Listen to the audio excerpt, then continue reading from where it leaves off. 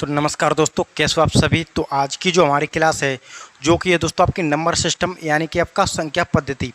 और ये जो आपका टॉपिक होता है दोस्तों आपका संख्या पद्धति बहुत ही इंपॉर्टेंट टॉपिक होता है आपके मैथ के दृष्टिकोण से अगर देखा जाए तो। खासकर चाहे आपकी कोई सी भी वैकेंसी हो, यूपी पुलिस हो या फिर आपका एसएससी का एग्जाम हो, तो इसमें जो आपका नंबर सिस्टम टॉपिक होता है बहुत ही कॉमन होता है। और इसके जो सवाल होते हैं वो आपके अक्सर आपको देखने के लिए मिलते हैं, क्योंकि इसमें कई प्रकार के जो सवाल होते हैं जो कि आपके यहाँ पर बनते हैं। आपका इकाई अंक होता है वह, उसके अलावा आपका जो विभाज्यता का नियम और आपका शेषफल प्रमेय, उसके अलावा आपका जीरो की संख्या, आपके गुणनखंड, सभी प्रकार के क्वेश्चन जो है इसमें बनते हैं। तो सबसे पहले हम नंबर सिस्टम की जो शुरुआत करेंगे यानी कि नंबर से यानी कि संख्या। तो संख्या कितने प्रकार की होती हैं, सबसे पहले तो आपको बेसिक नॉलेज आपकी यह होनी चाहिए। यानी कि जो आपके नंबर्स होते हैं यानी कि आपकी संख्या, जैसे कि आपसे मैं कहूँगा प्राकृतिक संख्या, जैसे मैं कहूँगा आपको यहाँ पर आपकी पूर्ण संख्या, उसके अलावा परमेय संख्या, अपरमेय संख्या, बताइए भाज्य संख्या क्या है, अभाज्य संख्या क्या है, आपकी सहभाज्य संख्या क्या है।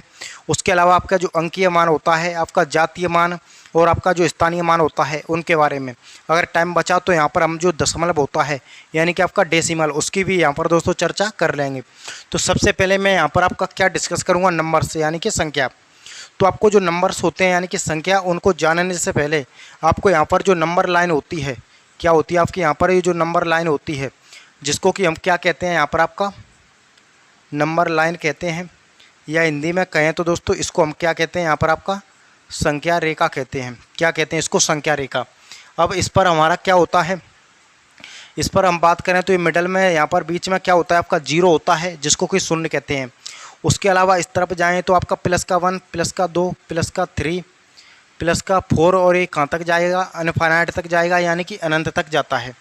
उसके अलावा यहाँ पर बात करें इस तरफ तो आपका माइनस का 1, माइनस का 2, माइनस का 3, माइनस का 4, ये भी इस तरफ भी आपका इनफाइनाइट तक जाता है। यानी कि इनको हम कहते हैं यहाँ पर ये क्या हो गया आपका जीरो हो गया यानी कि आपका शून्य। उसके अलावा ये इसको हम क्या कहते हैं, इसको कहते हैं आपका धनात्मक पूर्णांक कहते हैं। ये बात आपकी छोटी छोटी बातें हैं, लेकिन आपके आगे सभी जो है यूज होती हैं, सभी काम में आती हैं। उसके बाद यहाँ पर इसकी बात करें तो ये होता है आपका ऋणात्मक पूर्णांक होता है। क्या होता है आपका ऋणात्मक पूर्णांक। तो ये आपको बिल्कुल अच्छे से यहाँ पर आपका क्लियर होना चाहिए जो नंबर लाइन होती है यानी कि आपका संख्या रेखा। तो उम्मीद करूँगा कि यहाँ पर एक क्लियर हो गई होगी। अब हम यहाँ पर देखते हैं कि कभी आपसे बोलेगा कि बताइए प्राकृतिक संख्या क्या है, आपकी पूर्ण संख्या क्या है, भाज्य संख्या क्या है। कभी कभी तो आपके डायरेक्ट यहाँ पर क्वेश्चन पूछ लिए जाते हैं कि बताइए सबसे छोटी अभाज्य संख्या क्या है, सबसे बड़ी यानी कि सबसे छोटी भाज्य संख्या क्या है। उसके अलावा पूछ लेगा कि बताइए 1 से लेकर 200 तक कितनी टोटल अभाज्य संख्या होंगी। तो सब कुछ हमें यहाँ पर डिस्कस करने वाले हैं। तो चलिए हम वन बाई वन करके यहाँ पर देखते हैं प्राकृतिक संख्या यानी कि जिसको हम क्या कहते हैं यहाँ पर आपका नेचुरल नंबर्स। प्राकृतिक संख्या इंग्लिश की बात करें तो हम इसको यहाँ पर क्या कहते हैं आपका नेचुरल नंबर्स क्या कहते हैं इसको, नेचुरल नंबर्स। और ये जो हमारा नेचुरल नंबर होता है यानी कि प्राकृतिक संख्या, तो आपने जो गिनती वाली संख्या होती हैं, जो संख्या आपकी गिनती में यूज होती हैं, प्राकृतिक संख्या का मतलब यानी कि अभी मैंने आपको क्या बताया था, यहाँ पर आपका नंबर लाइन बताई थी। मिडल में क्या है आपका जीरो है, इस तरफ जाएंगे प्लस का 1, प्लस का 2, प्लस का 3, ये इनफाइनाइट तक जाएगा यानी कि अनंत तक। तो यहाँ पर बात करें प्राकृतिक संख्या की, तो आपकी जीरो की काउंटिंग इनमें नहीं होती है। इसकी जो शुरुआत होती है वो 1 से होती है यानी कि जीरो से। तो जो प्राकृतिक संख्या होती हैं वो आपकी 1, 2, 3, 4, 5, ये कहाँ तक जाएंगी आपकी अनंत तक जाएंगी। इनका कोई अंत नहीं है, इनका कोई छोर नहीं है। और ये जो आपकी क्या होती है प्राकृतिक संख्या, या फिर इन्हीं संख्या को हम क्या कहते हैं यहाँ पर गिनती वाली संख्या। आपको यहाँ पर जो ध्यान रखना है कि जो आपकी गिनती में शुरुआत होती है यानी कि जो प्राकृतिक संख्या होती है उनकी शुरुआत 1 से होती है, ना कि 0 से। अभी हम पढ़ेंगे यहाँ पर आपका पूर्ण संख्या। पूर्ण का मतलब यानी कि सभी, तो सभी में जो आपकी 0 होती है उसकी भी काउंटिंग हम यहाँ पर कर लेते हैं। ये बात आपको यहाँ पर ध्यान रखनी है कि आपकी, जैसे कि हम यहाँ पर नेक्स्ट पढ़ेंगे हमें यहाँ पर आपका पूर्ण संख्या। नेक्स्ट आती है हमारी पूर्ण संख्या, जिसको कि हम इंग्लिश में क्या कहते हैं आपके होल नंबर्स कहते हैं। क्या कहते हैं आपका होल नंबर्स। ये जो आपका पूर्ण संख्या होल नंबर्स। अब पूर्ण संख्या का मतलब यानी कि इसमें जो हम काउंटिंग करेंगे वो आपकी जीरो की भी जो काउंटिंग होती है वो आपकी यहाँ पर की जाती है। जैसे कि मैं बात करूं, यहाँ पर इसकी जो शुरुआत होती है हमारी 1 से नहीं होती है, इसकी शुरुआत हमारी 0 से होती है। यानी कि 0 1 2 3 4 1 कहाँ तक जाएगा, अनंत तक। जैसे कि मैं बात करूँगा कि बताइए मेरे को कि 1 से लेकर यानी कि आपका प्रथम 5 पूर्ण संख्या बताइए, तो प्रथम 5 पूर्ण संख्या में जो आपकी 0 भी काउंट होगी, यानी 1 2 3 4, तो यहाँ पर और आपका 5, तो यहाँ पर प्रथम 5 पूर्ण संख्या क्या है, 0 1 2 3 4। तो यहाँ पर ये जो 0 होती है इसकी काउंटिंग की जाती है, ये बात आपको यहाँ पर ध्यान रखनी है। तो उम्मीद करूँगा कि 2 संख्या आपकी प्राकृतिक संख्या, उसके अलावा आपके जो पूर्ण संख्या, दोनों ही आपकी यहाँ पर अच्छे से क्लियर हो गई होंगी। तो अब चलिए हम यहाँ पर देख लेते हैं, वो क्या देख लेते हैं, आपकी जो भाज्य संख्या और अभाज्य संख्या होती हैं उनके बारे में हम यहाँ पर डिस्कस कर लेते हैं। एक होती है आपकी भाज्य संख्या और एक होती है अभाज्य संख्या। तो सबसे पहले हम यहाँ पर देखते हैं आपकी अभाज्य संख्या। अभाज्य संख्या, अभाज्य संख्या या फिर इन्हीं को हम कह देते हैं यहाँ पर आपका ऋण संख्याएं। ये बात आपको यहाँ पर ध्यान रखनी है, कभी कभी आपका यहाँ पर अभाज्य संख्या ना देकर ऋण संख्या दे जाए। और इंग्लिश की बात करें तो हम इसको क्या कहते हैं, आपका प्राइम नंबर्स, प्राइम नंबर्स। ये भी आपको यहाँ पर दोस्तों ध्यान रखनी है। अब आपकी जो अभाज्य संख्या होती है, यहाँ से डायरेक्ट प्रश्न बनता है, ये बात आपको यहाँ पर ध्यान रखनी है। तो यहाँ पर आपका जो अभाज्य संख्या क्या होता है, यानी कि कोई भी संख्या कब भाज्य होगी कब अभाज्य होगी, बिल्कुल अच्छे से मैं यहाँ पर आपको क्लियर कर देता हूँ। जैसे कि सबसे पहले इनमें आपको पता होना चाहिए कि जो फैक्टर होते हैं, क्या होते हैं आपके यहाँ पर फैक्टर, जिसको कि हम कहते हैं आपका गुणनखंड।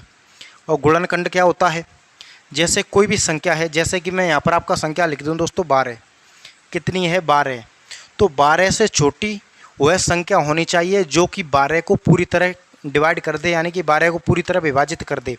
तो जैसे कि आपको पता है कि एक हर किसी संख्या को यहाँ पर विभाजित कर देता है, तो आपका 1 तो होगा ही, उसके अलावा 2 भी आपको यहाँ पर 12 को विभाजित कर देगा 6 बार, यानी कि 2 भी आपको 6 बार कर देगा। उसके अलावा बात करें तो यहाँ पर 3 भी विभाजित कर देगा 12 को 4 बार। उसके अलावा बात करें कि 4, तो 4 भी विभाजित कर देगा 12 को 3 बार। उसके अलावा 5 नहीं करेगा, लेकिन 6 जो आपको 2 बार विभाजित कर देगा, और खुद 12 भी। यानी कि कहने का मतलब ये जो सभी क्या हैं, ये जो अभी हमने जो शब्द देखे हैं वो क्या हैं दोस्तों, वो आपके गुणनखंड हैं, वो आपके फैक्टर हैं। तो कोई भी ऐसी संख्या जिसके सिर्फ और सिर्फ कितने गुणनखंड हो सकें, सिर्फ 2, यानी कि कोई भी ऐसी संख्या जिसके सिर्फ 2 गुणनखंड हो सकें। जैसे कि मैं बात करूं यहाँ पर आपका 2, तो 2 के मेरे को गुणनखंड करके बताइए, तो 2 1 से कट जाएगा, 2 जो है हमारा यहाँ पर आपका 2 से कट जाएगा। उसके अलावा कोई भी ऐसी संख्या नहीं है जो कि 2 को विभाजित कर दे, यानी कि कहने का मतलब कि 2 के जो आपके गुणनखंड हैं वो कितने हैं, 2 हैं। इसलिए ही सबसे छोटी अभाज्य संख्या जो होती है वो हमारी कितनी होती है, 2 होती है, ना कि आपका 1। ये बात आपको यहाँ पर ध्यान रखनी है।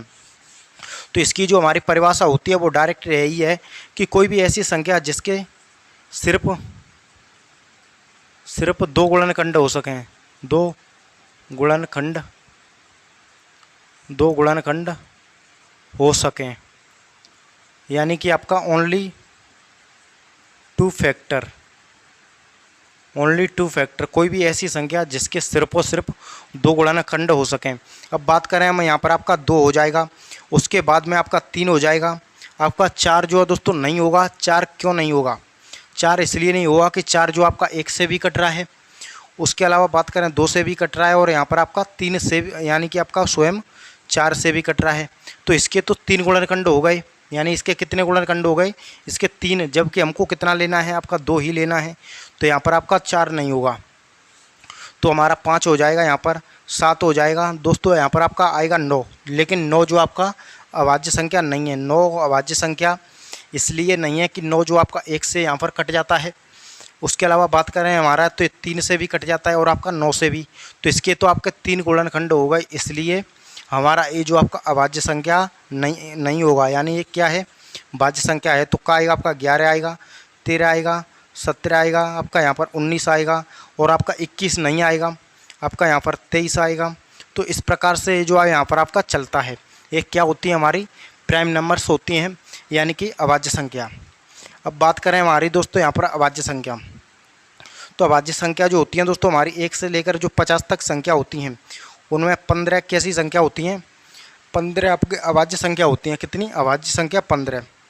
बात करें 50 से लेकर 100 तक, 50 से लेकर 100 तक की बात करें तो यहाँ पर आपका कि 10 अभाज्य संख्या होती हैं। डायरेक्ट बात करें हम 1 से लेकर दोस्तों 100 तक, तो 1 से लेकर 100 तक कितनी हमारी अभाज्य संख्या होती हैं? 25 होती हैं। ये बात आपको यहाँ पर दोस्तों ध्यान रखनी है। और ये बात भी आपको यहाँ पर ध्यान रखनी है कि सबसे छोटी, यानी कि सबसे छोटी अभाज्य संख्या क्या है? वो आपकी 2 है। सबसे छोटी अभाज्य संख्या कितनी है? वो यहाँ पर आपकी 2 है। ये भी आपको यहाँ पर ध्यान रखनी है। 1 से लेकर 100 तक आपकी 25 अभाज्य संख्या होंगी, बाकी सभी कैसी संख्या होंगी? भाज्य संख्या होंगी। उसके अलावा बात करें हम यहाँ पर दोस्तों 1 से लेकर 200 तक अगर आपको डायरेक्ट पूछ लिया जाए तो 46 संख्या होती हैं, जो कि कैसी होती हैं? अभाज्य होती हैं। बाकी सब सारी संख्या कैसी होती हैं? भाज्य संख्या। तो अब चलिए हम यहाँ पर आपकी जो भाज्य संख्या होती हैं उनके बारे में भी यहाँ पर डिस्कस कर लेते हैं कि जो आपकी भाज्य संख्या होती हैं दोस्तों वो यहाँ पर आपकी क्या होती हैं। तो इसको चलिए मैं यहाँ से हटा देता हूँ। उम्मीद करूँगा आपने यहाँ पर नोट कर लिया होगा। अब देखते हैं मैं यहाँ पर आपका भाज्य संख्या।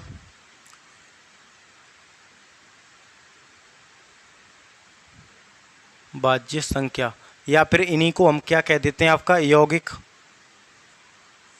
यौगिक संख्या। भाज्य संख्या या फिर आपका यौगिक संख्या। अगर बात करें इंग्लिश की तो इंग्लिश में इसको हम कहते हैं यहाँ पर आपका कंपोजिट नंबर्स। क्या कहते हैं? इनको हम कंपोजिट नंबर्स। अब ये क्या होता है? इसकी जो परिभाषा होती है, कोई भी ऐसी संख्या जिसके कम से कम कितने गुणनखंड हो सकें? 3। 3 से ज़्यादा कितने भी हों चलेंगे, लेकिन आपके कम से कम 3 होने चाहिए, तो ही वह संख्या कैसी होगी? भाज्य होगी। नहीं तो कैसी होगी? अभाज्य होगी। जैसे कि मैं बात करूं यहाँ पर, जिसके यहाँ पर आपका कम से कम किसी भी संख्या के कम से कम 3 गुणनखंड होने चाहिए। कितने कम से कम 3 गुणनखंड होने चाहिए। अब गुणनखंड क्या होते हैं ये बात तो मैंने आपको यहाँ पर आपको बिल्कुल बता ही दी है। ये यानी कि कोई भी संख्या जिसके कम से कम 3 गुणनखंड हो, यानी कि आपका मोर देन 3 फैक्टर। अब बात करते हैं हम यहाँ पर दोस्तों, जैसे कि आपकी संख्या है हमारी कितनी, मैंने अभी आपको बताई थी, यानी कि हमारी संख्या कितनी है? 2 है। 2 आपको पता है अभाज्य संख्या है, यानी कि कैसी संख्या? अभाज्य संख्या है। 3 जो है हमारी कैसी संख्या है? वो भी अभाज्य संख्या है। तो 1, 2 और आपका यहाँ पर 3 तक तो बिल्कुल कोई संभावना ही नहीं है कि कोई भी संख्या आपकी भाज्य हो। तो अब हम बात करते हैं 3 से बड़ी होती है आपकी 4। कितनी होती है? 4। 4 के क्या हम देखें 3 गुणनखंड हो रहे हैं? तो बिल्कुल हो रहे हैं। 1 से कट जाएगा 4, 2 से भी कट जाएगा 4 और स्वयं 4 से भी कट जाएगा 4। तो यहाँ पर आपके 3 गुणनखंड हो गए। इसलिए ही सबसे जो आपकी छोटी भाज्य संख्या होती है वो आपकी 2 नहीं होती है। ये बात आपको यहाँ पर ध्यान रखनी है। सबसे छोटी भाज्य संख्या जो होती है हमारी वो होती है यहाँ पर आपका 4। कितनी होती है? 4। तो बिल्कुल आपका यहाँ पर क्लियर हो गया होगा कि सबसे छोटी भाज्य संख्या यहाँ पर आपकी 4 होती है। अब बात करते हैं हमें यहाँ पर आपका 4 के बाद में क्या आएगा, यानी कि 4, उसके अलावा 6 हो जाएगा। 6 क्यों हो जाएगा? 6 इसलिए हो जाएगा कि 6 1 से कट जाएगा, 6 आपका 3 से कट जाएगा, 6 जो आपका 2 से भी कट जाएगा और 6 जो आपका खुद से भी कट जाएगा 6 से भी, यानी कि 2 से 3 बार, 3 से 2 बार और 6 से 1 बार और 1 से 6 बार। तो ये जो आपका 6 हो जाएगा। अब आपका 7 नहीं होगा लेकिन 8 हो जाएगा, 9 हो जाएगा, 10 हो जाएगा, 11 नहीं होगा, 12 हो जाएगा। ये जो आपकी संख्या इस प्रकार से यहाँ पर दोस्तों बढ़ती हैं। लेकिन आपका ये प्रश्न कई बार पूछा गया है कि बताइए सबसे छोटी भाज्य संख्या कौन सी है? सबसे छोटी भाज्य संख्या क्या है? तो वो हमारी कितनी है? सबसे छोटी भाज्य संख्या वो आपकी यहाँ पर दोस्तों 4 है। एक प्रश्न आपका कई बार परीक्षाओं में यहाँ पर आपका पूछा गया है, तो बिल्कुल आपको यहाँ पर दोस्तों नोट कर लेना है। तो आपकी यहाँ पर दोस्तों मैंने आपको बताई हैं प्राकृतिक संख्या, उसके अलावा आपका पूर्ण संख्या और आपका यहाँ पर दोस्तों भाज्य संख्या, अभाज्य संख्या, चारों संख्या उम्मीद करूँगा आपकी क्लियर हो गई होंगी। अब इनके बाद संख्या जो आती है हमारी को प्राइम नंबर्स, यानी कि जिसको हम क्या कहते हैं दोस्तों आपका सहअभाज्य संख्या, उसको भी चलिए मैं यहाँ पर आपको बता देता हूँ कि जो सहअभाज्य संख्या होती है वो हमारी क्या होती है। सहअभाज्य संख्या जिसको कि हम क्या कहते हैं दोस्तों यहाँ पर आपका को प्राइम नंबर्स कहते हैं, यानी कि आपका सह सह अभाज्य संख्या। इंग्लिश की बात करें तो दोस्तों हम इसको क्या कहते हैं, आपका को प्राइम नंबर्स। इंग्लिश में हम इसको कहते हैं आपका को प्राइम नंबर्स, हिंदी में कहते हैं आपका सह अभाज्य संख्या। तो कोई भी दो ऐसी संख्याएं जिनका जो आपका क्या होता है दोस्तों, आपका एलसीएम यानी कि आपका एचसीएफ। एचसीएफ क्या होता है, हाईएस्ट कॉमन फैक्टर। यानी कि कोई भी ऐसी संख्या जिनका यानी कि यहाँ पर आप ऐसे याद कर सकते हैं, जिनका एचसीएफ आपका एक हो, यानी कि इनका हाईएस्ट कॉमन फैक्टर कितना हो, वो आपका एक हो। अब आपका हाईएस्ट कॉमन फैक्टर का मतलब दोस्तों आपका जिनमें आपका कुछ भी कॉमन ना हो, सिर्फ और सिर्फ एक कॉमन हो। और ये बात आपको भी पता है कि एक जो होता है वो आपका हर संख्या में कॉमन होता है, यानी कि एक जो आपका हर संख्या में कॉमन होता है। जैसे कि मैं बात करूं 2 और आपका 3, बताइए कि आपकी ये सहभाज्य संख्या है? तो बिल्कुल है, क्योंकि इनमें आपका एक के अलावा कोई भी ऐसी संख्या नहीं है जो इनको विभाजित करे। यानी इसमें भी आपका कॉमन, आपका दोनों संख्याओं में कॉमन क्या है, एक है। तो ये जो आपका बिल्कुल है। जैसे कि मैं बात करूं यहाँ पर आपका 4 और आपका यहाँ पर दोस्तों 6, बताइए क्या आपका सहभाज्य संख्या है? बिल्कुल नहीं है, क्योंकि इसमें आपका एक तो कॉमन है लेकिन उसके साथ 2 भी कॉमन है, 2 इसको भी काट देगा, 2 इसको भी काट देगा। तो ये जो हमारी सहभाज्य संख्या नहीं होगी। जैसे कि मैं बात करूं यहाँ पर आपका दोस्तों 30 और आपका 37, क्या बताइए यह आपकी सहभाज्य संख्या है? तो चलिए हम देखते हैं। यानी कि आपका 37 से यहाँ पर आपको दिख रहा है कि इसमें कुछ कॉमन आपका और भी संख्या हो सकती हैं, लेकिन यहाँ पर बात करें तो यहाँ पर आपका एक ही है। यानी कि दोनों संख्याओं में जो आपका कॉमन है वो आपका सिर्फ और सिर्फ एक है। यानी कि इसमें जो आपका कॉमन दोनों संख्याओं में क्या है, कॉमन एक है। इसलिए ये संख्या आपकी क्या है, को प्राइम नंबर्स हैं। यानी कि दोस्तों आपका को प्राइम नंबर सहभाज्य संख्या हैं। जैसे कि मैं बात करूं दोस्तों 41 और आपका यहाँ पर 64, क्या बताइए यह सहभाज्य संख्या है? तो बिल्कुल आपके दोस्तों सहभाज्य संख्या है, क्योंकि इनमें कॉमन जो आपका यहाँ पर देखें तो कॉमन कुछ भी आपको यहाँ पर नहीं दिख रहा होगा। यानी कि इन दोनों में कुछ भी कॉमन नहीं है। तो यह भी आपके को प्राइम नंबर्स है।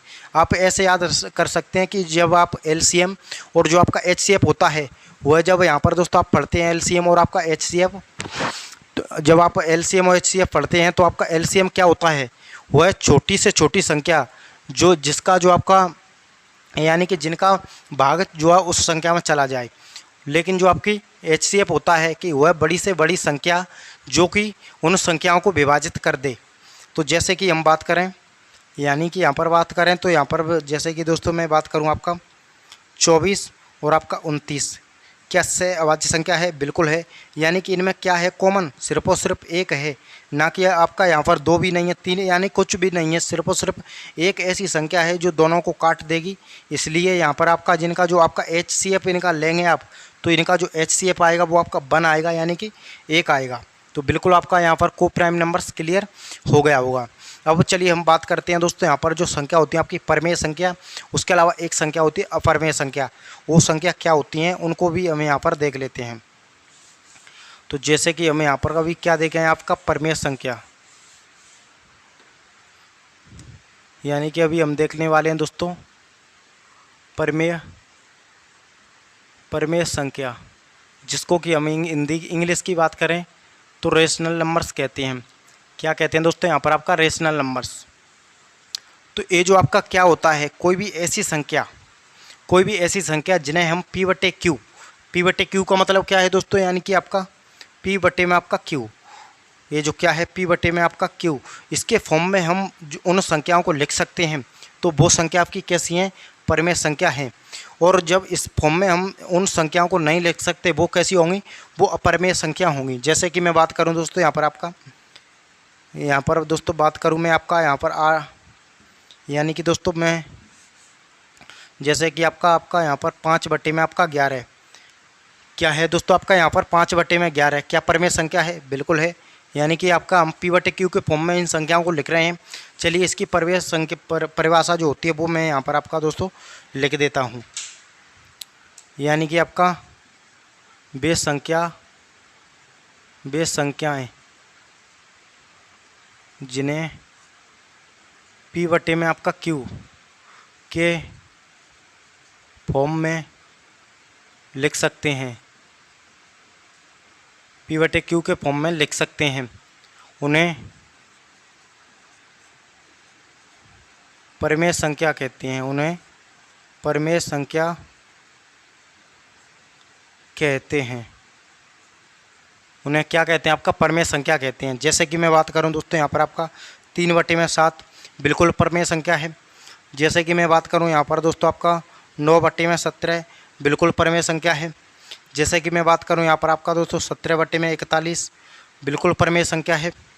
जैसे कि मैं बात करूं दोस्तों यहाँ पर आपका 8/9 बिल्कुल परिमेय संख्या है। यहाँ पर आपकी जो सभी संख्या दिख रही हैं वो कैसी संख्या हैं? परिमेय संख्या हैं, यानी कि आपका रेशनल नंबर्स हैं। जैसे कि मैं बात करूं यहाँ पर दोस्तों रूट आपका 2, तो क्या ये परिमेय संख्या है? तो दोस्तों बिल्कुल नहीं है, ये जो आपकी परिमेय संख्या नहीं है। जब आप इसको जब डिवाइड करते हैं तो इसका जो आंसर होता है दोस्तों वो आपका पॉइंटों में जाता है और वो भी आपका अनंत तक जाता है। इसलिए ये संख्या कैसी होगी? अपरिमेय संख्या होगी, ये जो आपकी परिमेय संख्या नहीं होगी। तो आपकी जो यहाँ पर परिमेय संख्या क्या होती है वो भी आपका यहाँ पर दोस्तों समझ में आ गया होगा। अब हम यहाँ पर नेक्स्ट जो डिस्कस करेंगे वो करेंगे आपका यहाँ पर अपरिमेय संख्या, कि अपरिमेय संख्या जो होती है वो हमारी क्या होती है, यानी कि अपरिमेय संख्या।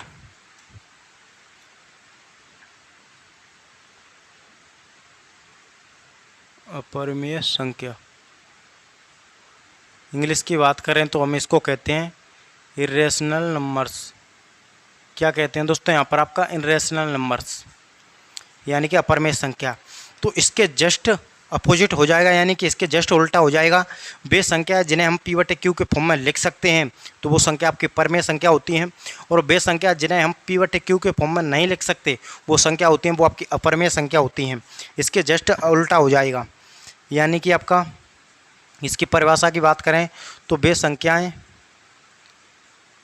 संख्याएं जिन्हें P/Q के फॉर्म में या रूप में नहीं लिख सकते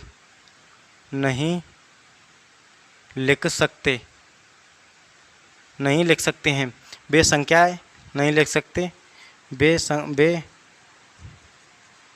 अपरिमेय संख्या कहलाती हैं, वे अपरिमेय संख्या कहलाती हैं। यानी कि इसके जस्ट उल्टा हो गया। अब जैसे कि कोई भी संख्या मैंने आपको यहाँ पर आपका लिख के बताई थी √2, क्या इसको हम लिख सकते हैं? तो बिल्कुल नहीं लिख सकते दोस्तों। इसका जो आपका आंसर होता है पॉइंटों में जाता है, वो भी अनंत तक। बात कर रहे हैं हम आपका √3, तो इसको भी दोस्तों हम यहाँ पर P/Q के फॉर्म में नहीं लिख सकते। और अक्सर आपने यहाँ पर एक एग्जाम्पल और देखा होगा कि जो पाई होती है उसकी भी वैल्यू जो होती है वो आपकी अपरिमेय संख्या के ही अंदर आती है। वो क्यों आती है? कि जो पाई की वैल्यू होती है वो कितनी होती है दोस्तों? 22/7 होती है। लेकिन ये जो वैल्यू होती है वो आपकी एग्जैक्ट वैल्यू नहीं होती है, ये जो आपकी अप्रॉक्स होती है, यानी कि लगभग होती है दोस्तों। लेकिन हम बात करें एक कन्फर्म वैल्यू नहीं होती है, क्योंकि जब आप यहाँ पर दोस्तों इसको सॉल्व करते हैं यहाँ पर आपका तो क्या आता है 3.4, 3.6, और ये जो कहाँ तक जाता है ये पूरा कम्प्लीटली सॉल्व जो है दोस्तों यहाँ पर आपका नहीं हो पाता है, अनंत तक जाता है। इसलिए इसकी भी जो वैल्यू है वो हमारी यहाँ पर अपरिमेय संख्या के अंदर में यहाँ पर रखी गई है। तो बिल्कुल आपके यहाँ पर अपरिमेय संख्या भी क्लियर हो गई होगी। तो चलिए अब हम इसको हटाते हैं।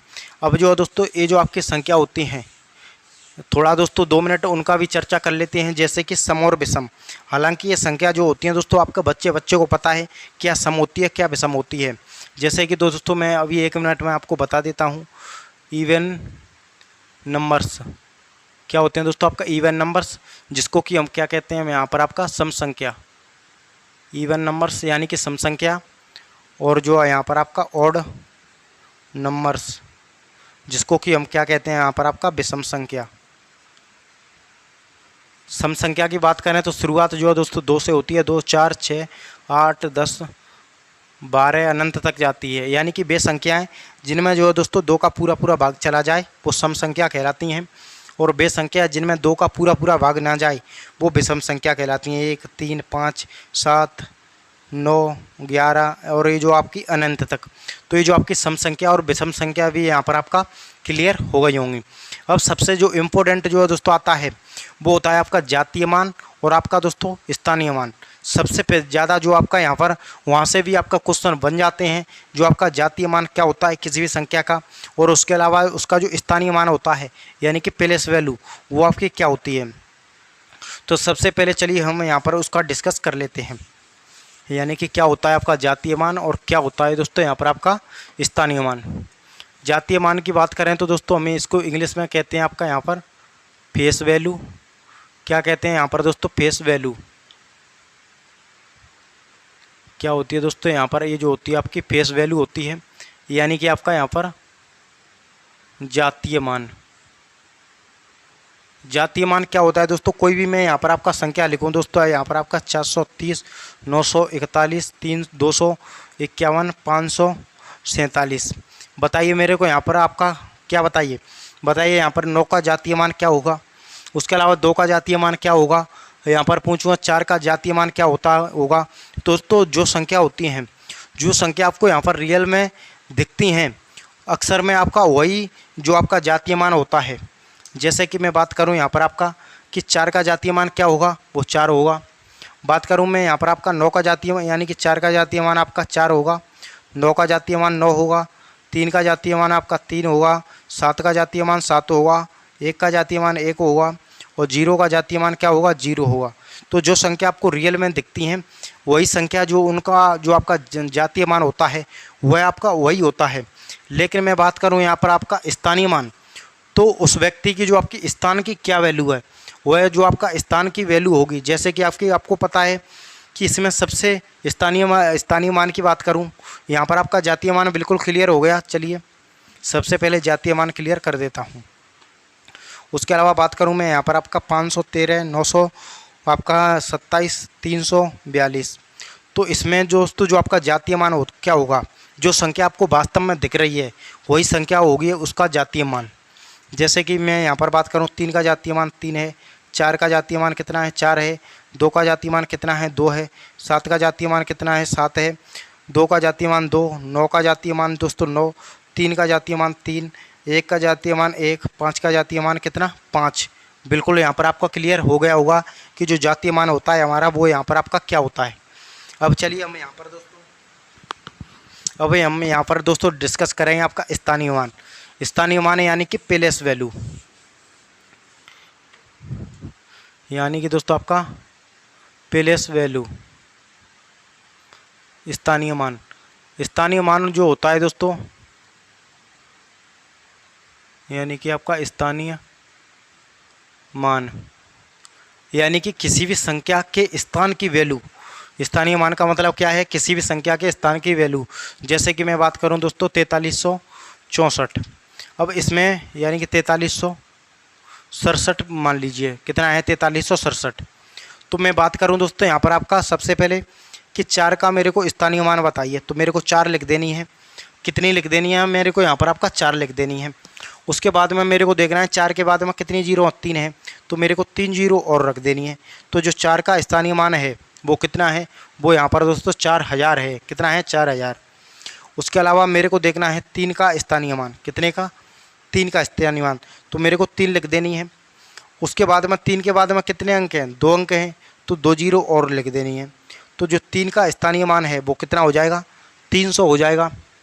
उसके बाद में अगर मेरे को देखना हो यहाँ पर आपका 6 का स्थानीय मान, तो 6 के बाद में कितने अंक हैं? 6 के बाद में 1 अंक है, तो 1 जीरो लिख देनी है। तो 6 का स्थानीय मान कितना हो जाएगा? आपका 60 हो जाएगा। 7 का स्थानीय मान कितना है? 7 है, क्योंकि 7 के बाद कोई भी जो संख्या है कोई भी संख्या नहीं है। तो यहाँ पर जो आपका किसी भी संख्या के स्थान की वैल्यू होती है। जैसे कि दोस्तों मैं यहाँ पर आपका बात करूँ, यहाँ पर 732, 943, 352। अब मेरे को बताइए हर संख्या का मेरे को स्थानीय मान जो होता है यानी कि प्लेस वैल्यू होती है वो मेरे को यहाँ पर आपका बताइए। तो सबसे पहले मैं बात करूँ 7 का स्थानीय मान, तो 7 लिख देनी है। 7 के बाद में कितने अंक हैं? 1 2 3 4 5 6 7 8। तो यहाँ पर दोस्तों मेरे को 8 जीरो यहाँ पर और लिख देनी है। कितनी जीरो, 8 जीरो। तो यहाँ पर 7 का स्थानीय मान कितना है, इतना है। बात करें 3 का स्थानीय मान तो 3 लिख देनी है। उसके अलावा 1 2 3 4 5 6 7 यानी कि 7 जीरो मेरे को यहाँ पर दोस्तों और लिखनी पड़ेगी। कितनी, यहाँ पर 7 जीरो। उसके अलावा मेरे को बात करना हो 2 का तो 2 लिख देनी है। 2 के बाद में कितने अंक हैं, 6 अंक हैं, तो 6 जीरो यानी कि यहाँ पर दोस्तों कितनी जीरो, 6 जीरो। तो 2 का स्थानीय मान कितना होगा, यहाँ पर आपका इतना होगा। तो ये जो है दोस्तों इस प्रकार से होता है। बिल्कुल यहाँ पर आपका क्लियर हो गया होगा। चलिए जैसा कि दोस्तों मैं यहाँ पर बात करूँ 843 352 यानी कि यहाँ पर जो है दोस्तों ये संख्या है। तो इसमें मैं बात करूँ 2 का स्थानीय मान तो मेरे को पता है 2 ही होगा। कितना होगा, 2 होगा। 5 का स्थानीय मान तो 5 लिख देनी है, 1 जीरो और बढ़ा देनी है, तो जो 5 का स्थानीय मान हो जाएगा। 3 के स्थानीय मान की बात करें तो 3 लिख देनी है, 2 अंक हैं तो 2 जीरो लिख देनी है, तो 3 का स्थानीय मान जो है दोस्तों इतना हो जाएगा। उसके अलावा मैं बात करूँ 4 का तो 4 लिख देनी है। 4 के बाद में कितने अंक है, 3, तो 3 अंक मेरे को 3 जीरो और लिख देनी है। बात करें दोस्तों 8 का स्थानीय मान तो मेरे को 8 लिख देनी है। 8 के बाद में 4 अंक हैं तो 4 जीरो मेरे को यहाँ पर दोस्तों लिखनी होंगी। तो ये जो होगा 8 का स्थानीय मान होगा। यानी कि दोस्तों आपको ध्यान रखना है कि स्थानीय मान कोई भी संख्या है उसके बाद में कितने अंक हैं उतनी ही जो जीरो होती हैं वो हमको यहाँ पर दोस्तों लिखनी होती हैं। तो उम्मीद करूँगा दोस्तों बिल्कुल यहाँ पर आपका जो नंबर सिस्टम है उसमें जो आपकी संख्या होती हैं, संख्याओं का जो वैसे ज्ञान होता है कि कौन सी संख्या परमेय संख्या, प्राकृतिक संख्या, आपकी यहाँ पर दोस्तों अभाज्य संख्या, भाज्य संख्या वो क्या होती हैं दोस्तों बिल्कुल क्लियर हो गया होगा। तो अब जो है दोस्तों हमारी नेक्स्ट जो है यहाँ पर आपकी क्लास होगी नंबर सिस्टम की, उसमें दोस्तों हम डिस्कस करें किसका, इकाई का अंक। क्या होता है दोस्तों आपका इकाई अंक, जिसको कि इंग्लिश में हम क्या कहते हैं दोस्तों यहाँ पर आपका यूनिट डिजिट, जो कि काफ़ी ज़्यादा इम्पोर्टेंट होता है दोस्तों यूनिट डिजिट। उससे जो है दोस्तों आपका जब आपको यहाँ पर दोस्तों क्वेश्चन के जो ऑप्शन जो दिए गए होते हैं तो ऑप्शन में आप इकाई का अंक लगाकर दोस्तों चुटकियों में किसी भी प्रश्न का आंसर जो होता है, उत्तर होता है, वो आप इजीली ही बता सकते हैं। तो बिल्कुल दोस्तों हमारी इसकी जो है शानदार क्लास होने वाली है, तो बने रहिए जो है दोस्तों आपका क्लास में एंड तक। तो दोस्तों यह क्लास हमारी यहीं पर दोस्तों एंड होती है। अगर क्लास अच्छी लगी हो तो हमारा यूट्यूब चैनल क्लास नगर इंस्टीट्यूट उसको सब्सक्राइब करके जरूर रखें। तो मिलते हैं किसी नेक्स्ट क्लास में, तब तक के लिए जय हिंद, वंदे मातरम।